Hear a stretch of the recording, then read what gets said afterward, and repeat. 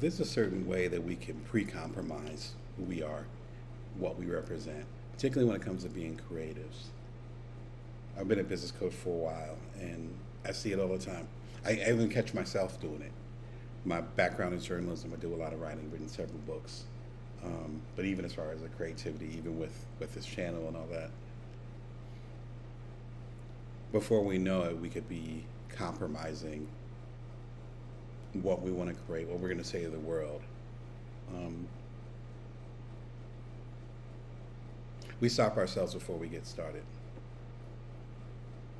The most dangerous place to be is when you don't realize you're doing this.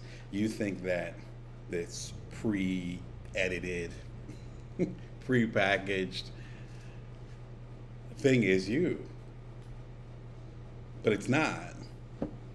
I got two little kids.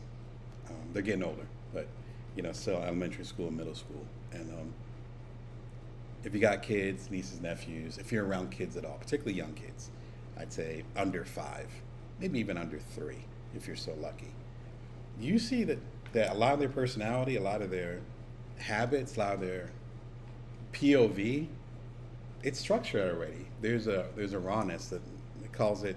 You can call it innate, right? INATE. One of my favorite words. Something that you're born with, something that's natural to you. I know I have certain innate things that, according to my wonderful folks that raised me, how I'm coming at you right now is how I've always been. The key thing is that, kind of like parenting, those innate things continue to flourish in a positive way from that person if they're given the environment to actually flourish. A place without as much judgment, a place where the criticism won't be so intense that it seeps into their brain, into their consciousness. There's a certain rawness that we long for as humans.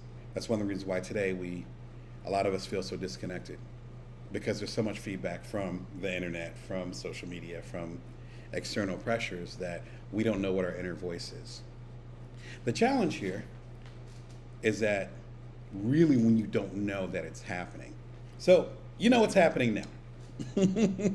You know what's happening now because I just said as such. Pay attention to when you're pre-compromising your art, because literally no one's telling you to do that, at least not anymore. And if you're going to actually make an impact for the art that you're making, that you're trying to create, that you're workshopping, that you got in your studio, in your garage, whatever cliche you want to use, if you're going to make an impact with that art, it can't be based on some preconceived idea. Because if it's based on a preconceived idea, then what's the point of your art? What are you trying to do then? You can't change the world walking on somebody else's path.